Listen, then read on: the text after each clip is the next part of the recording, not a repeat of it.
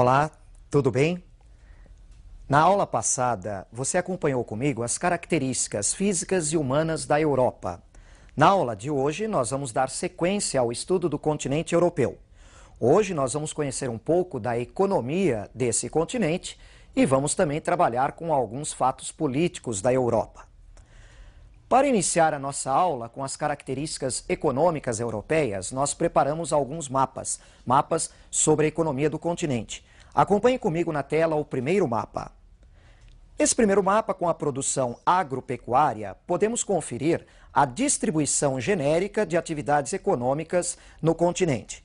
Ao norte, áreas muito geladas, obviamente impossíveis de se praticar a agropecuária aí. Descendo para o sul, passamos por florestas de coníferas, áreas que desenvolvem policultura e cultivo de cereais, policultura e criação e a agricultura do tipo mediterrânea. Na sequência desse mapa, você vai ter essa produção com mais detalhes. Vejam, nas áreas de florestas de coníferas, o aproveitamento da madeira para a produção de papel. Isso é muito importante na Rússia, Finlândia, Suécia e Noruega. Na área de policultura e cereais, destaques especialmente para a produção do trigo, a cevada, o centeio, a aveia, girassol e batata. Um pouco mais ao sul, novamente continuamos com a produção de trigo, cevada, importante a beterraba para a produção de açúcar, cultivo de milho, criação de suínos e bovinos.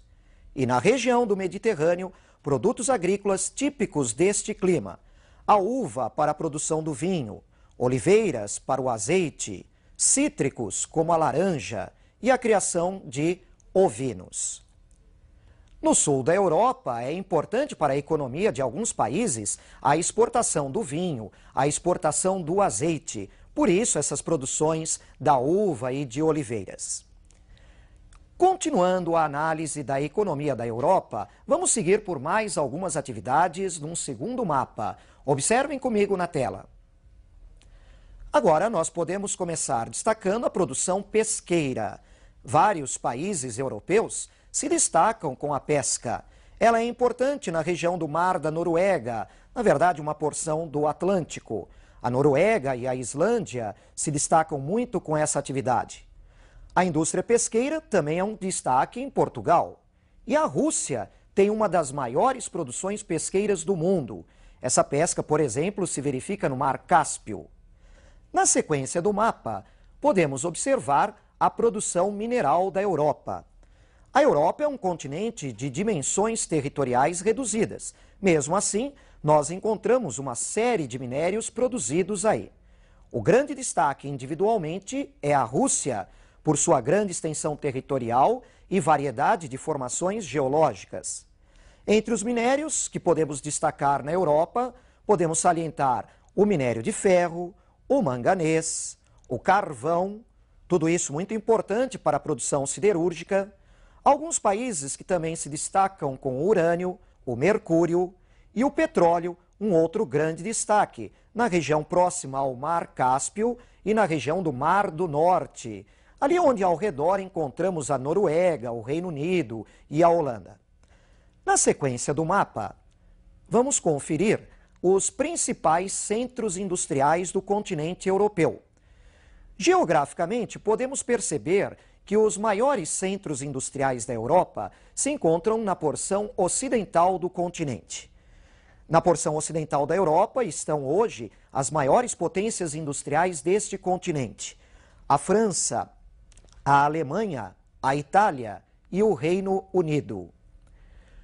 Com relação a essa distribuição dos centros industriais no continente europeu, podemos lembrar que no leste da Europa, onde existiam os países que seguiam a economia planificada, a economia centralizada ou socialista, nós observamos principalmente um predomínio de indústrias do setor pesado, do setor de base. A indústria química, siderúrgica, mecânica, metalúrgica, além da produção na construção naval, material ferroviário e, em alguns casos, também o desenvolvimento de indústrias do setor bélico, nuclear e espacial. Na Europa Ocidental, nós já observamos uma maior diversidade de tipos de indústrias. Aqueles 4 países que eu citei fazem parte do grupo chamado G7, os 7 países mais ricos do mundo. O sudeste da Inglaterra, o nordeste da França, na região de Paris, o oeste da Alemanha, no vale do rio Reno e do rio Ruhr, o norte da Itália, no Vale do Pó, são regiões industriais muito importantes da Europa Ocidental. Além daqueles setores industriais que eu já destaquei para a Europa Oriental e que são muito importantes na Europa Ocidental, nós podemos lembrar também da importante produção automobilística e de uma série de outras indústrias de tecnologias avançadas. A biotecnologia, informática, eletrônica, excelente indústria do setor aeronáutico, espacial, além das indústrias tradicionais, mais simples e muito fortes no setor alimentício e no setor têxtil. Por falar em economia da Europa, evidentemente não podemos esquecer das organizações econômicas desse continente. Dentre as organizações econômicas europeias, uma se destaca em especial, a União Europeia.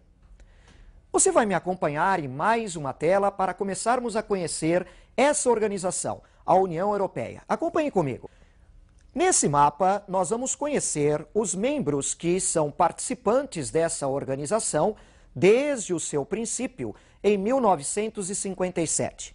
Neste ano, através da assinatura do Tratado de Roma, formou-se o antigo Mercado Comum Europeu. Ele reunia inicialmente 6 países: a Bélgica, Holanda e Luxemburgo, além da França, a Itália e, na época, a Alemanha Ocidental, hoje apenas uma Alemanha. Na sequência do mapa, nós vamos conhecer os países que se integraram a essa organização em 1973, a Irlanda, o Reino Unido e a Dinamarca.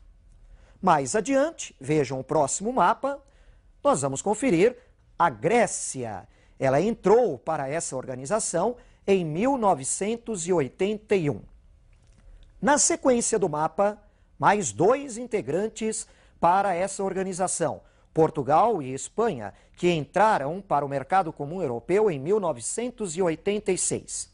E por último, em 1995, a entrada de mais 3 países, a Suécia, a Finlândia e a Áustria. Atualmente, portanto, nós percebemos que a União Europeia é composta por 15 integrantes. Ao longo desse histórico, desde o Mercado Comum Europeu, criado em 1957, até os dias de hoje, essa organização evoluiu e muito. Destaca-se particularmente a assinatura de um outro tratado, o Tratado de Maastricht, na Holanda, em 1991. Esse tratado preparou o caminho para uma integração completa entre esses países. Não só a livre circulação de mercadorias, mas também a livre circulação de mão de obra, de capitais e de serviços. Além disso, os europeus começaram a se acostumar com a existência de um banco central e começaram a preparar o caminho para a implantação de uma moeda única, o euro. Me acompanhe agora na próxima tela. Nós vamos observar uma comparação entre alguns países da União Europeia. De início, vamos comparar o desemprego e o produto interno bruto em bilhões de dólares. Você vai perceber que, apesar da União Europeia ser uma organização muito forte, de grande destaque, há diferenças internas entre os países que compõem essa organização. No PIB, por exemplo, a Alemanha e a França têm um PIB muito elevado. A Alemanha é a terceira maior potência do mundo, após os Estados Unidos e o Japão. Comparando com o PIB da Grécia e Portugal, nós percebemos que há países com uma economia muito menor do que os grandes líderes da União Europeia. A taxa de desemprego é uma preocupação nessa organização. E essa taxa de desemprego não está em relação direta com o PIB. Nós podemos perceber, por exemplo, que a Alemanha, apesar de ter o maior PIB da União Europeia, tem uma taxa de desemprego bem superior à de Portugal, que apresenta um PIB muito menor. Na sequência dessa tabela, nós vamos conferir também uma comparação entre o volume de exportações e importações, medidas em bilhões de dólares. Mais uma vez, podemos conferir a grande importância da Alemanha e da França. Elas representam uma grande parcela das exportações e importações dessa organização. Grécia e Portugal apresentam um papel muito menos importante nesse comércio, um volume comercial muito menor.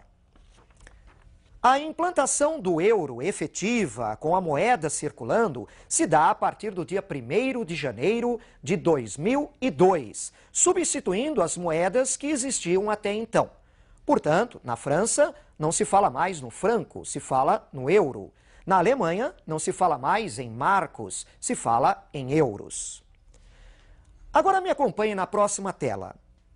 Quais são as alterações mais relevantes que ocorreram no quadro político e econômico na Europa no final do século XX? Muitas alterações ocorreram na Europa durante os anos 90. Alguns países se fragmentaram e entraram em extinção, como, por exemplo, a União Soviética. As duas Alemanhas, a Alemanha Ocidental e Oriental, se reunificaram. A Iugoslávia também se fragmentou. Observem comigo o mapa da Iugoslávia nos anos 90.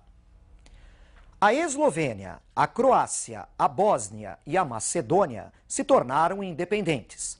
A Iugoslávia restante ficou sendo formada pela Sérvia, Montenegro e duas regiões semi-autônomas, Voivodina e Kosovo. Mesmo essa Iugoslávia restante passa por transformações.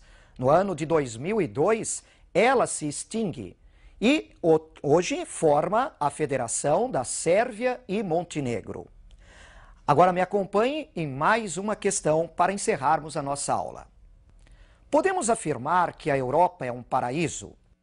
A Europa realmente é formada por uma série de países desenvolvidos, mas ela também apresenta problemas. Há desigualdades regionais e sociais. Existem países de terceiro mundo na Europa e uma série de outros problemas. Por exemplo, o terrorismo basco na Espanha, os conflitos entre católicos e protestantes na Irlanda do Norte, problemas que afetam o leste europeu com conflitos étnicos e tentativas de separatismo, por exemplo, dentro da Rússia.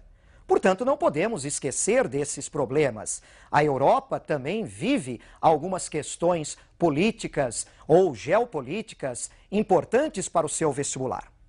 Assim, conhecemos na aula de hoje um pouco sobre a economia e alguns aspectos políticos do continente europeu. Continue estudando muito bem o nosso conteúdo e eu te aguardo, então, na nossa próxima aula. Até mais!